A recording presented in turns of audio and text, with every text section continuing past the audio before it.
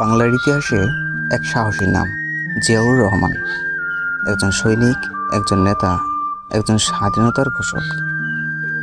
1971 সালে সেই অগ্নিঝরা দিনে যখন পুরো দেশ দিশেহারা, তখন চট্টগ্রামের কালুরঘাট বেতার কেন্দ্র থেকে তিনি উচ্চারণ করেন স্বাধীনতার ঘোষণা। আমি মেজর জিয়া বাংলাদেশের পক্ষে স্বাধীনতার ঘোষণা করছি। এই কণ্ঠস্বর ছড়িয়ে পড়ে পুরো বাংলায়, জাগিয়ে তোলে মুক্তির আকাঙ্ক্ষা, সাহস আর প্রতিরোধের আগুন।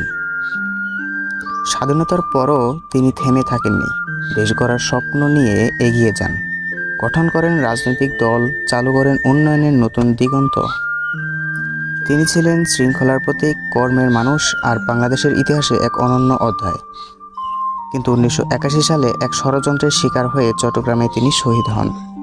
তার মৃত্যু হলেও তার আদর্শ, তার সাহস, তার দেশপ্রেম আজও বেঁচে আছে কোটি মানুষের হৃদয়ে। শহীদ জিয়াউর রহমান একটি নাম নয়, একটি ইতিহাস।